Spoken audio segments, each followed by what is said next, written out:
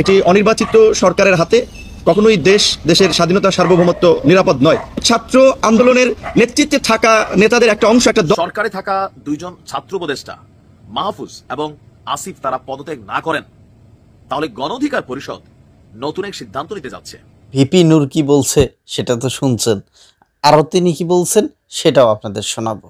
দর্শক মণ্ডলী, ভিপি নুরুল হক নূর তিনি একটাই দাবি রেখেছেন, একটা কথা বলেছেন, আগামী কয়েকদিনের মধ্যেই যদি এই সরকার থেকে এই দুইজন উপদেষ্টাকে সরে ফেলানো না হয় বা তারা যদি ইচ্ছাকৃতভাবে পদত্যাগ না করে, তাহলে এই সরকারের বিরুদ্ধে মাঠে নামবো আমরা।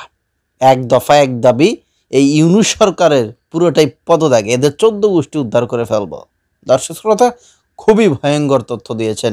আশা করব ভিডিওটা শুরু থেকে শেষ পর্যন্ত দেখবেন।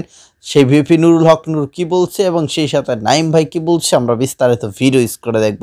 একটু ভিডিওটা না টেনে শুরু থেকে শেষ পর্যন্ত দেখতে থাকেন।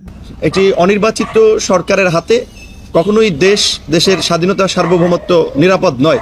ছাত্র আন্দোলনের নেতৃত্বে থাকা নেতাদের একটা অংশ একটা দল গঠন করেছে।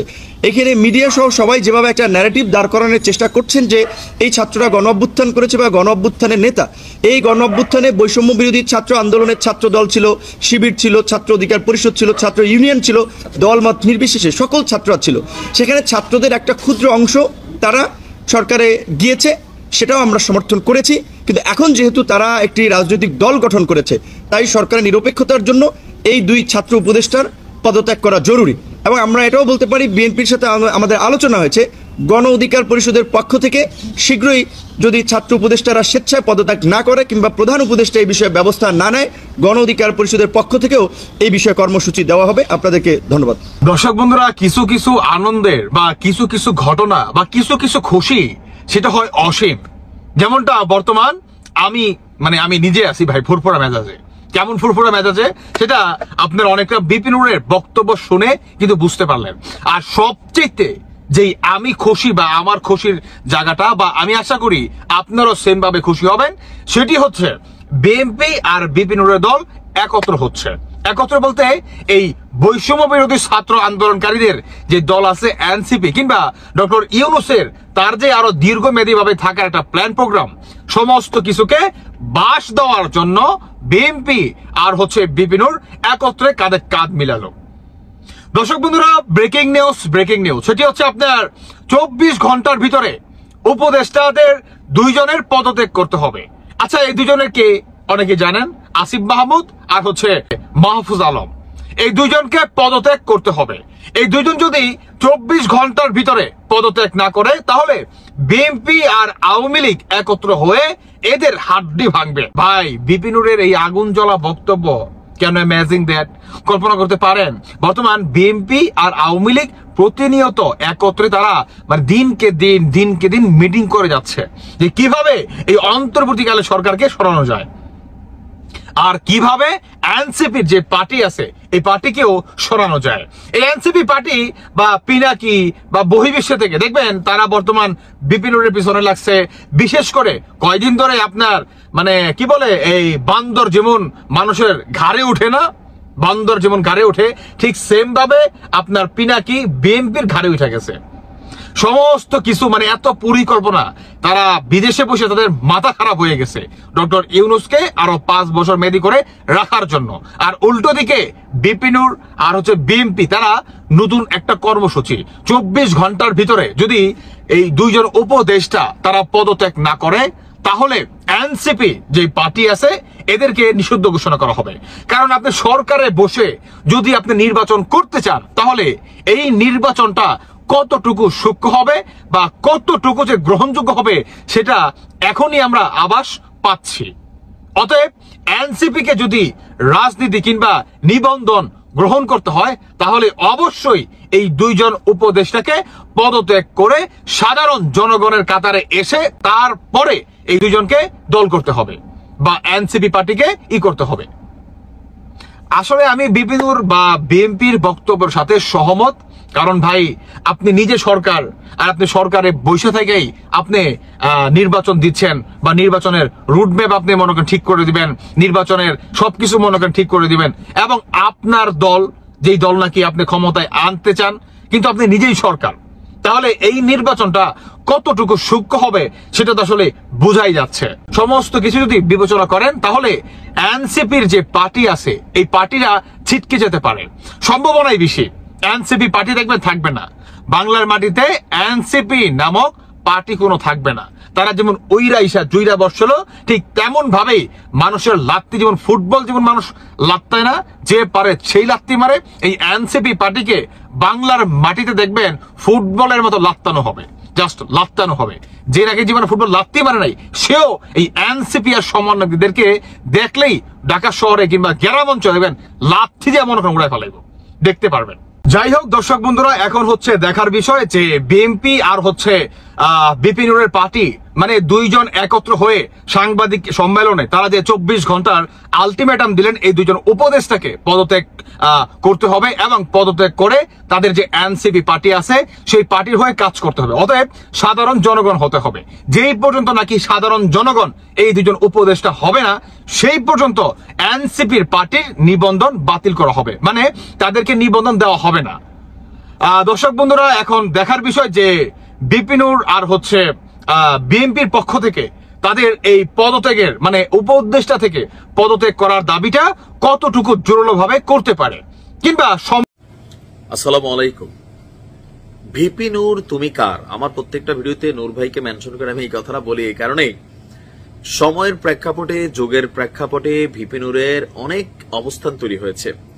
কখনো মনে হয়েছে তিনি ছাত্র দলের, কখনো মনে হয়েছে তিনি ছাত্রলীগের, কখনো মনে হয়েছে তিনি জামাতের। তিনি আসলে কার? সেই ছোটবেলা থেকে তিনি ছাত্রলীগের রাজনীতি করতেন, স্কুল থেকে শেখ হাসিনার চেহারার মধ্যে মায়ের দেখা পাইছেন। তবে দিন শেষে বাংলাদেশ আওয়ামী লীগের সবচেয়ে বড় সমালোচক এবং শেখ হাসিনারও সবচেয়ে বড় সমালোচক এবং পুলিশেরও সবচেয়ে বড় সমালোচক ছিলেন ভিপি নূর। সাহস যেমন দেখিয়েছেন, মারও খেয়েছেন। তবে এই সরকারের আমলে ওনার যেই সর্বকনিষ্ঠ সর্বকাছের যে বন্ধু ফারুক, ওনাকে যে পরিমাণ মাইর মারছিল এরকম মাইর তিনি আসলে খান নাই। বাট এখন তিনি যে বক্তব্য দিচ্ছেন আমি জানি না তার কপালে আবার কি আসতে যাচ্ছে, কারণ তিনি আজকে আওয়াজ দিচ্ছেন, ঘোষণা দিচ্ছেন। বিএনপির খুবই উচ্চ পর্যায়ের একজন নেতা আমির খসরু সাহেব সহ ভিপি নূর সহ রাশেদ সহ একটা কনফারেন্স ছিল, সম্ভবত তাদের বৈঠক হয়েছিল। এরপরে বলছিলেন তিনি, যদি সরকারে থাকা দুইজন ছাত্র উপদেষ্টা মাহফুজ এবং আসিফ তারা পদত্যাগ না করেন তাহলে গণ অধিকার পরিষদ নতুন এক সিদ্ধান্ত নিতে যাচ্ছে। তারা এখনো পোতায় যায় নাই। তো সিদ্ধান্তটা কি? সিদ্ধান্তটা হচ্ছে গণ অধিকার পরিষদ তাদের পদত্যাগের দাবিতে রাজপথে নামবে। ফারুক শুধু বলছিল যে ডক্টর ইউনূসের সরকার এসে মঞ্চের মধ্যেই হালকা গালাগালি, পরে নামার পরে কিন্তু সেই লেভেলে মাইর খেয়া মাথা মাথা ফাটাইয়া শিলিটিলির কাজ লাগছে। এখন এনসিপি রাজপথে যেভাবে শক্তিশালী, ভিপি নূরের গণ অধিকার পরিষদ এর তুলনায় 100-তে 5ও নাই। কেন নাই? এটার বিভিন্ন কারণ আছে। একসময় এই নাহিদ ইসলাম অথবা আমাদের যে কি বলা যে দলটির সর্বোচ্চ প্রধান আক্তার, তারা কিন্তু ছাত্র অধিকার পরিষদেরই শীর্ষ ছিলেন। আবার এই যে এনসিপির একজন তরুণ নেতারা যারা আছে, ভালো হয়ে যায় মাসুদ বা কান্না মাসুদ, তারা কিন্তু বিভিন্ন সময় ভিপি নূরের কিন্তু মুখোশ খুলে দিচ্ছেন। তাদের দাবি, ভিপি নূর বলছে যে ওরা এরকম বলতে পারে না, এরকম নানান দেন দরবার কিন্তু চলছিল। বাট নির্বাচনের প্রথম দিকে, সরকারের প্রথম দিকে সরকারের সাথে খুবই সখ্যতা, এখন আস্তে আস্তে আবার বিএনপির সাথে সখ্যতা, সব মিলিয়ে ভিপি নূরের অবস্থান নিয়ে কিন্তু ধোঁয়াশা আছে। বাট এইবার যে কর্মসূচিটা তিনি হাতে নিতে যাচ্ছেন যে খুব শীঘ্রই আসিফ এবং উপদেষ্টা মাহফুজের পদত্যাগের দাবিতে তারা রাজপথে নামবে। কেন? কারণ তাদের বক্তব্য যে এই ছাত্র উপদেষ্টারা এনসিপির পৃষ্ঠপোষকতায় সবচেয়ে বড় ভূমিকা রাখছে, এমনকি সরকারের সাথে এনসিপির যে লেয়াজু মেনটেনটা এই দুইটা চ্যানেলের মাধ্যমে হচ্ছে। আর নাহিদের বিষয়েও তার একটা করা বক্তব্য ছিল যে তারা ঘুরাফিরা, আসিফ ঘুরাফিরা এনসিপিতে আসবে, এটা আমরাও জানি। মাহফুজও আসবে। কেন? তারা ভবিষ্যতে নির্বাচন করলে নির্বাচনের ঠিক আগ মুহূর্তে তারা পদত্যাগ করবে। ওই পর্যন্ত তারা রাষ্ট্রীয় পৃষ্ঠপোষকতায় অনেক কিছু করার সুযোগ আছে, সরকারকে কন্ট্রোল করার সুযোগ আছে, এনসিপি কে আইনের সাপোর্ট বা বিভিন্ন ধরনের সহযোগিতা করার কিন্তু সুযোগ আছে। আর ভিপি নূর মনে করছেন ডক্টর ইউনূসকে কলঙ্ক মুক্ত রাখতে হলে অথবা ওনাকে প্রশ্নবিদ্ধের বাহিরে রাখতে হলে এই এনসিপি দলটির মানে লিয়াজুটা যেটা আসিফ এবং মাহফুজের সাথে আছে তাদের পদত্যাগ করা জরুরি। তারা পদত্যাগ করলে সরকার অনেক কিছুতে ক্লিয়ারেন্স পাবে। আর নয়তো সবাই ভাবতেছে যে এনসিপি আর ডক্টর ইউনূস তিনি আসলে একে অপরের পরিপূরক।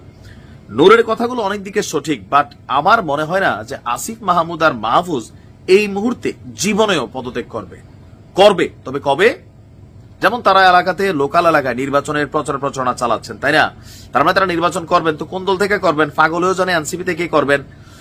তো যখন নির্বাচনের তফসিল ঘোষণা হবে, হয়তো ঠিক আগে পরে একটা সময় তারা পদত্যাগ করবেন। বাট নূরের কথা, এখনই পদত্যাগ করতে হবে, না হলে পদত্যাগ কিভাবে করাইতে হয় আর সেই পদত্যাগের দাবিতে রাজপথে গণ অধিকার পরিষদের নেতাকর্মীরা ঝাঁপাইয়া পড়বে। আর যতক্ষণ না হয় তারা কি হবে? এই দুইজন যদি থাকে, এমনিতেই এই সরকার অবৈধ সরকার, তারা কোনো নির্বাচনের মাধ্যমে আসে নাই, একটা অনির্বাচিত সরকার। এরপরে এই যে এনসিপি নেতাদের সাহায্য করতেছে দুইজন ছাত্র উপদেষ্টা, তারা তো ছাত্র ছিল, সেইখান থেকে উপদেষ্টাতে আসছে। যদিও দুইজন তারা পদত্যাগ করছে, কিন্তু এই দুইজন আছে। তো এই দুইজনকে নিয়ে ভিপি নুরুল হক নূর সহ আর অনেকেই এরা কিন্তু মন্তব্য করছে। তো ডক্টর মোহাম্মদ ইউনূস এখন এইখান থেকে কি করবেন তিনি? যাই হোক, একদিকে শেখ হাসিনাকে নিয়ে টেনশনে আছেন, আর অন্যদিকে এইদিকে যে দলগুলো আছে তারা তাদেরকে আর অন্যভাবে টেনশনে ফেলাচ্ছে। যাই হোক, আসলে এখন এই যে ছাত্র উপদেষ্টারা তারা দুইজন পদত্যাগ করবে কিনা সেটা তো এখন তারাই বলতে পারবে। এখন আপনাদের মন্তব্য সেটা কমেন্টে জানান। আর আপনাদের কাছে একটা রিকোয়েস্ট করবো, আপনারা ভিডিওতে লাইক কমেন্ট শেয়ার করবেন। ধন্যবাদ।